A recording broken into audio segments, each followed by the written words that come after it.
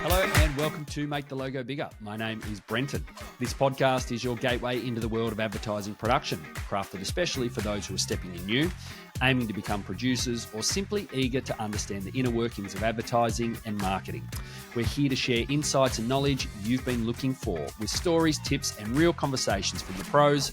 We're simplifying the process for everyone with a production curiosity. Whether you're just starting out or keen to explore the production side of ads, you've found the right place. Let's jump in.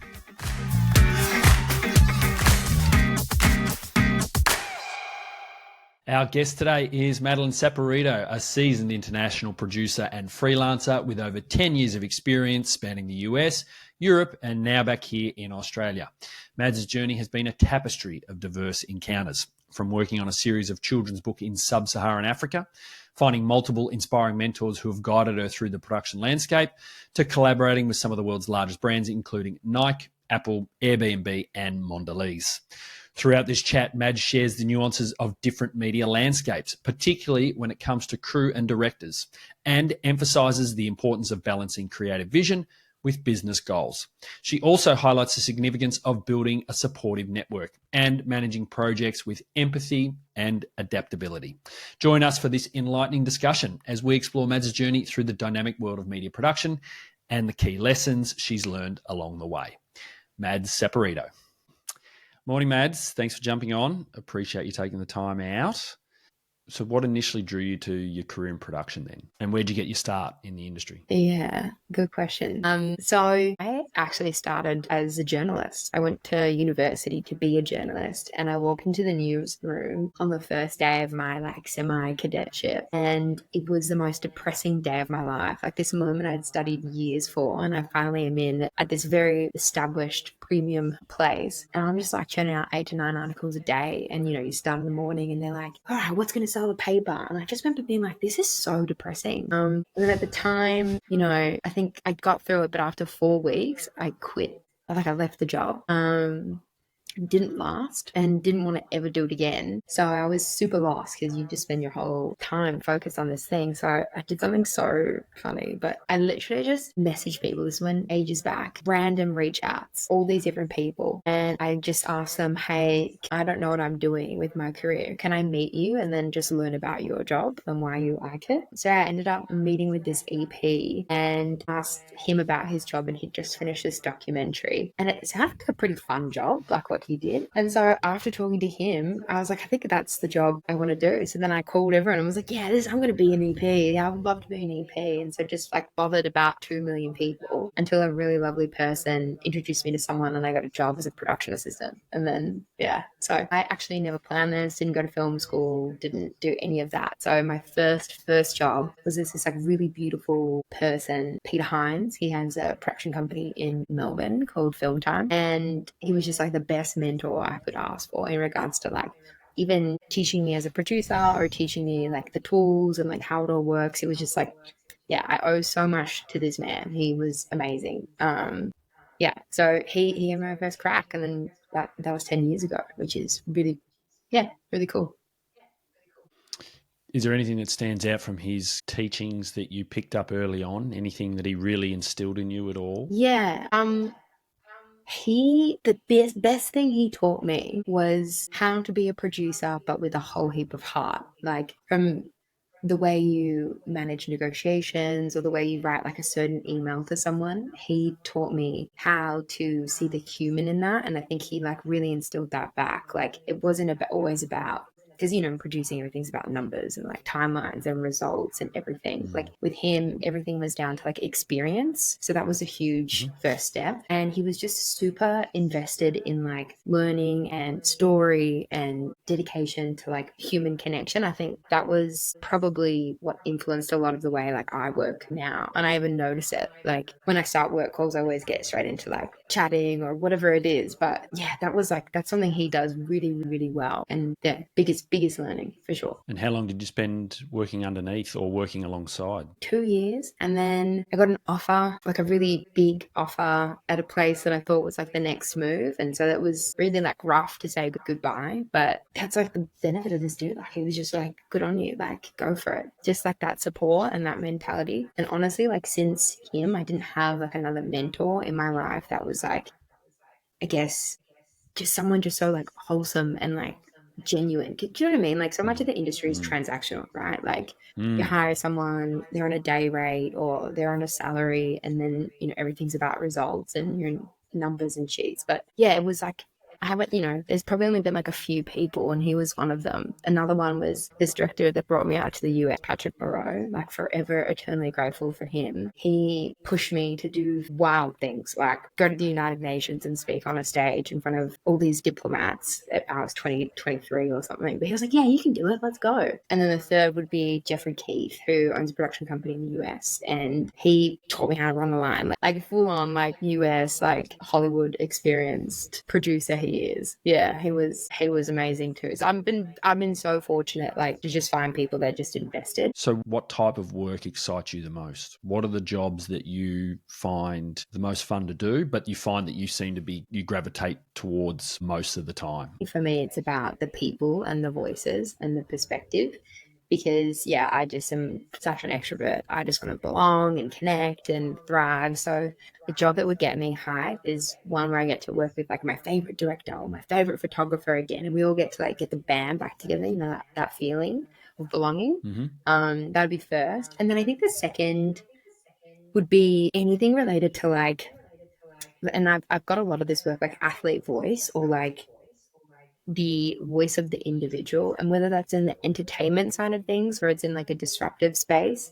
I think it's a really interesting opportunity to influence in an original way, like just anything in Mm-hmm. that empowering someone else's voice really excites me. So like whether it's worked on a project, there was an ad to help the 11-year-old girl who drops out of sport stay motivated and ideally stay in sport, right? And then working with like all these young athletes who shared their voice and their perspective, there's something really really beautiful in that. Like you're giving a platform to a cool opportunity. So yeah, that kind of stuff really interests me. And the third would be like anything that's even somewhat important or makes an impact on someone that I care about. So I have a sister that's 20 years younger than me, and I worked on a set of children's books, which I've never done before. I've always done, photo or video or TNC, whatever. We made 77 children's books in sub-Saharan South Africa in 11 different languages. And my sister was 8 or 9 at the time, and she read one of them. Mm-hmm. And she's like, this is cool. Mm-hmm. She read one of the English ones. She was like, this is so cool, Maddie. And I was like, wow, like a project that I probably lost like too many hours of my life on just because of the stress, not something that I've never done before. And then this little kid is reading this book.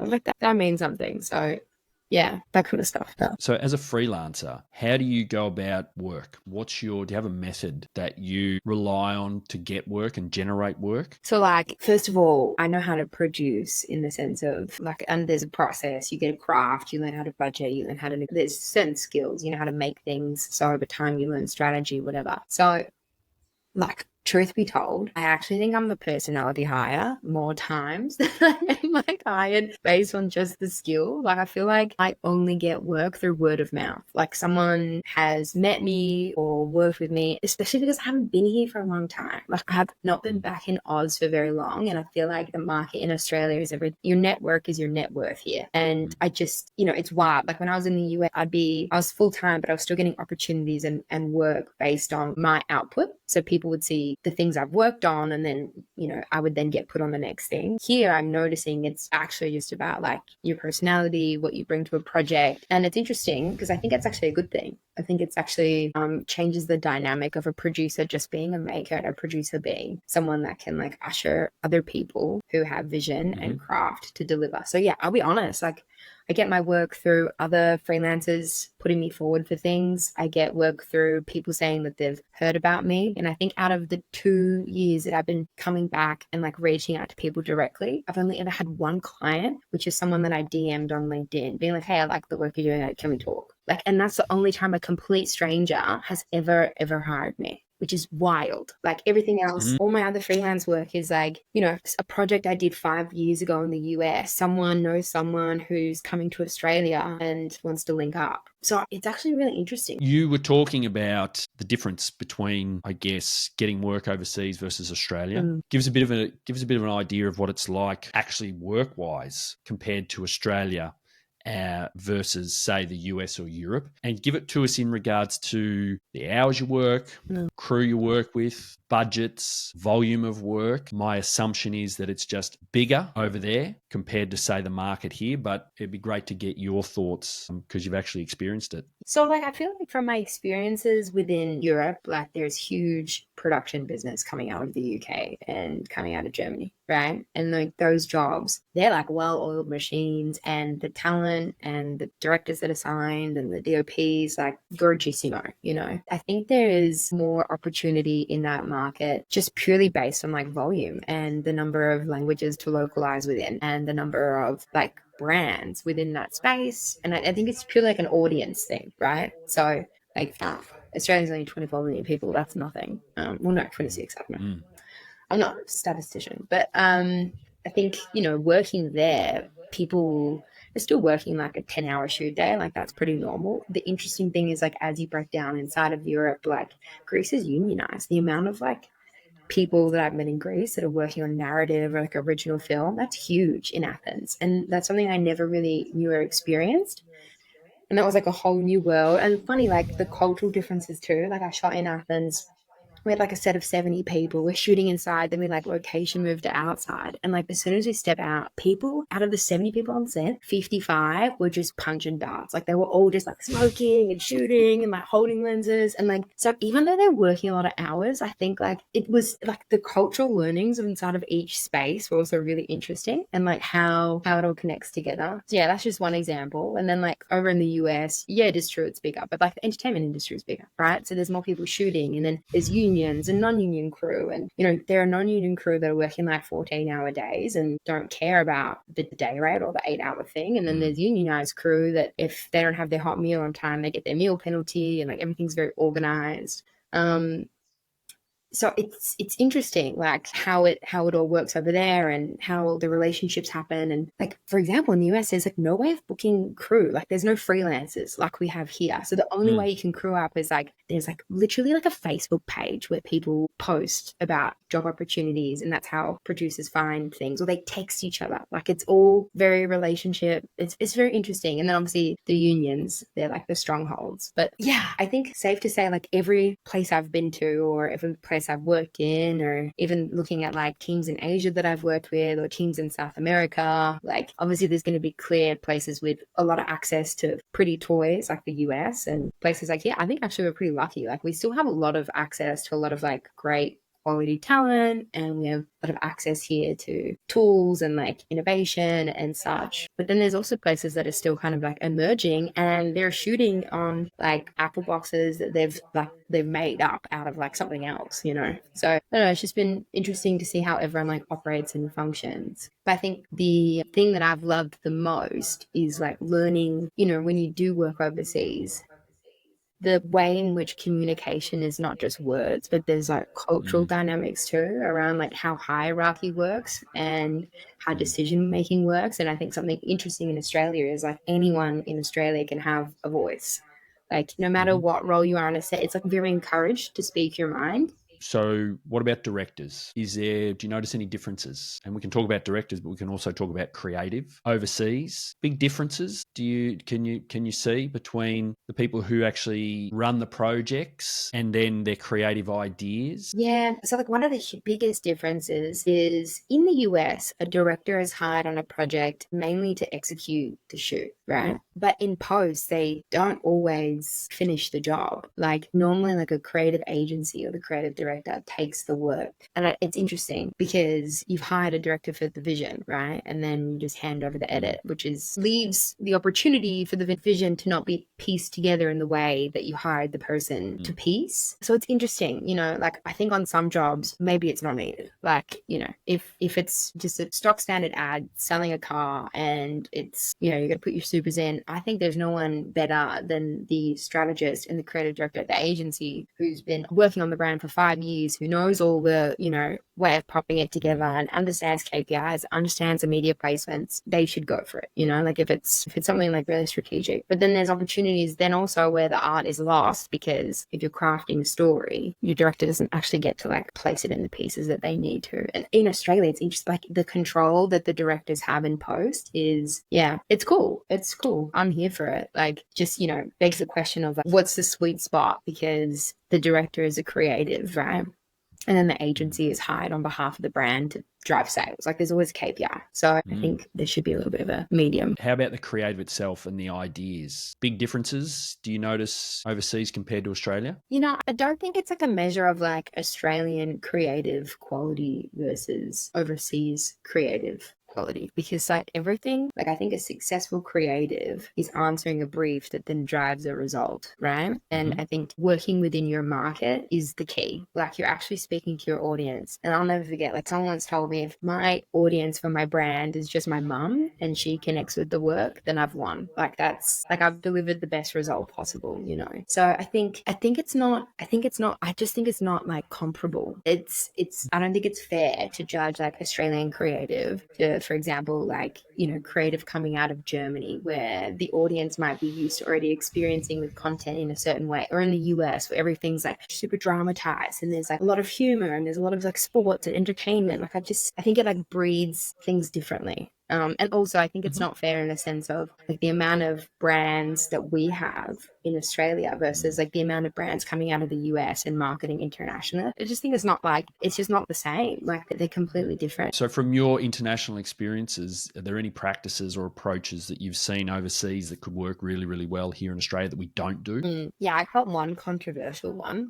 Okay, so loan outs on directors. If you've got a director that's been sitting in your prod house and hasn't worked for ages, right? Like, they're just sitting on the roster, they haven't got any work, a brief comes in, it's not from like a direct competitor, but maybe it's someone a bit smaller and your director could be the right fit. Like, do you give them a loan out of your director? And I know it's your IP and I know it's like what attracts people to your brand, but like, it's something that happens in the US sometimes. And, obviously in a dynamic where it's not a super conflict. I've done it before with like companies in New York that had directors, and I was in LA and it was a Nike job and they agreed to a loan out because it was the director had never done a Nike ad. So, we finally come to this agreement after like a transparent conversation about the conflict. And literally like that director afterwards, that company won so many Nike ads. Like, they got like a Serena one, they like went off, and there was no, like non-compete where they couldn't have that. That was fine. But just like that would have never probably happened for that person if the EP hadn't signed off on a loan out. But I think, if you give someone the work or it's a strategic opportunity, we should probably review if that's a thing. I think like everyone here in Australia is like super open-minded to it. I just wonder if we can get a little bit more of that. Do you see it, Mads, here in Australia? Do you see that supporting, that mentoring, that pathways for anyone new who's coming through? Have you seen it? Yeah, in like North Brunswick of Melbourne, where like everyone like hangs out with a studio and shows each other their ideas. I think there's a group of people that are really, really passionate about it. And then there are potentially some people that are so established in the industry and just busy, like that maybe aren't making the same amount of time for it, because it's true, like we just get comfortable within our own circle. But I have met a lot of people that are passionately going to bat and like taking projects that are not profitable for them, but that they believe in a single person. And I think that's probably one thing that some people I've met in Australia are doing really well, but I think it just would be nice to see a bit more of it, because even not to bring up something that's a bit like controversial, but just seeing like more female directors or like people of color. And I think it's equity is a very reasonable conversation to have, but I think perspective, like that's actually the value at the end of the day, like bringing more people onto a project to add more perspective. And just based on like the size of the industry here versus what I've seen overseas, maybe the opportunities are far and few between, but I think creating a better space could be actually not just good for equity, but good for creating better work because you've got more perspectives on it. So I think it's something we do a bit for. So how about crewing overseas versus Australia? The representation by women. Do you notice a difference between the continents? 1,000%. Yeah. Definitely. So first of all, like the number of crew in Oz versus the number of crew in the US. And I'm going to just use that example because they're the two places I've worked the most. is substantially different, right? Like there's a huge industry in the US for narrative, for commercial, for docu, for podcasts, for entertainment. So they have the basic skill sets and they're working from, big shows to like small day lifts and bouncing around, right? So I think there's something to be said about like the size of the talent pool, but I have noticed that it is pretty different here. Like I have noticed that there aren't as many women. I've only been back for a year and a half, and literally, like this has been something that's been really forefront of my mind. I'm just messaged, really funny, 4 days ago, a heap of mates, and I was like, "Hey, you know what? I've just come back from this US trip. I was with 15 creative women, and they were all working on something together, and I really enjoyed the fem energy, and it was valid. It was on a female project, and I was like." I actually am not doing a good job here of having like feminine energy in my network. So I asked people, like, can you introduce me to like one or two women that you've actually worked with on set? I don't care what their role is. I don't care how like senior or junior they are. I would love to meet them. So I've been like messaging random women, like Instagram DMing them. And I don't have like a professional profile. It's just like Instagram pictures of me in a bikini or like me with my family or whatever. um, I've been messaging them like, hi, you don't know me. Like, I'm trying to cultivate feminine energy. Would you like to be my friend? That I swear. And so I've actually been making like all these random online friends, and hopefully it's only been 4 days, but it turns out into like IRL femme friends in the industry. But I want to kind of keep that going. Like, I kind of think it's something that shouldn't stop. So yeah, I wonder if I just need to like change. You get on set, you meet people. Yes, it's predominantly male industry, white male industry. But I think it's like having the intentionality to value the search for perspective and also the booking off. Because I think at the end of the day, Brenton, it's on you and I, right? Like we're the ones that book the team or the crew. Are budgets bigger? Do you find they are just bigger in the US, or it can be the I same? think it's about the same. So I Yeah, think there are cool. brands based in the US doing global advertising. So, for example, like Nike has a head office Yeah, in the US. So they'll be yeah, shooting a campaign that will be global. So obviously that will get more money behind it because it's going further. of course, Whereas like the Nike office in Australia is, I think, to my knowledge, is targeting the Australian market to the same way that like I think it's about like companies having key cities that they invest in and what they're producing and where it goes. So, but I think there's some cool like Australian brands doing things. What advice would you give to someone just starting out as a freelance producer? Good question. If you're making the leap from full-time to freelance, I would probably recommend finding a way in which you can build some sort of little tribe, because you do need some sort of support network, whether it's talking to about the stress of not having had a gig for a few weeks, or you're putting a pitch together, a proposal together, and you want to like bounce it by sorts. I think your tribe can be really important. And I think there is a benefit to like just reconsidering your rate. So not like I'm saying you're not worth your day rate, you can have that and just stick to it. But I think, like analyze the project and like what the company is spending and investing. And if it is the project where you need to just have like a flat project rate and you set your parameters and you set your guide and it's going to be something that's mutually beneficial, I think you should just keep the door open for that. Like I don't think you always need to be like, I'm, $750 a day and this amount of days, or like don't call me kind of energy. Because yeah, that might like block you off from actually building a relationship that's like substantial and has longevity and stretch. I think compromise and negotiation like works both ways. And the final thing is, if you're working on something and it's frustrating you, just like take a breath and remember that it's only 6 more weeks or 2 more weeks or 4 more weeks, and be your best self every single day, because when you're good to others and you do good work, that's literally your brand moving forward. And so you should just really consider like what you want to be and how you want to be known and how you want to be seen. So if you want to be that bulldog that comes in and like fixes the problem, great, like own that's cool, but like show up every day, because yeah, you're going to be your own brand and your own self. So yeah, I guess recapping, find your tribe, be like be water in the sense of like be open to negotiation and partnerships and like building like consistency for yourself where possible. And 3, like just consider what you want to be, and then every day you wake up and go to a gig or go to present yourself and pitch. Be that. And one more, don't get into the negative spiral if there's no work in Melbourne, everything's better in Sydney, or the vice versa. Like that's a trap, dude. Like no negative energy, because it just gets in your head. And when you're not working, just focus on whatever you need to do to find work and wake up every day and set your goal of like, I'm going to reach out to 4 people today, or I'm going to post this today. because that negative spiral of everything's not good or everything's going to the cool kids or everything, like, it's not good. Like, you can't have that negativity. It actually just makes you depressed, to be very honest. And you just got to accept that sometimes you're going to be pumping and sometimes you're going to be sailing down the stream and waiting for the next thing. I'll give you a couple of questions. Just give me quick fire. Tell me what you think. What makes a good producer? Patience and perspective. Great.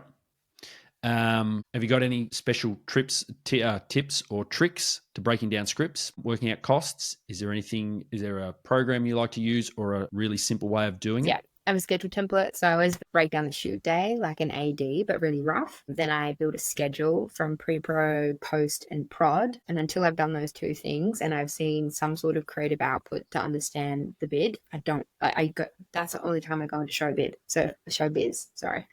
So once I have the timeline and the rough like run of show for the shoot day, then I'll go into showbiz and I'll go line by line through each thing. So yeah, I never bid without a schedule of how the day will go. Showbiz, the program. How much is it a month? I don't know. I think I paid like $300 for a year. So yeah, I think it's just like a full year out, but it's very worthwhile. Just going online, buying it, downloading it, because you can track your own budgets within it. You can bid within it, and a lot of other companies are using it too. So it's good for like bidding, wrap, project management, tracking your actuals, that kind of thing. So strong reco. Costs. Does it help you track costs as well? Yeah, so showbiz is something that you can bid within, and then as you'll see each of your lines, like your A to K, and it lets you do pre-pro, prod, and post inside the bid and put your markup in, etc. You can have bid facing, then there's a view where you can see you're working as you're going, so what you're planning on spending, and then finally at the end, once you're wrapping a job, you can actualize all of your POs in there, so that when they're due, etc.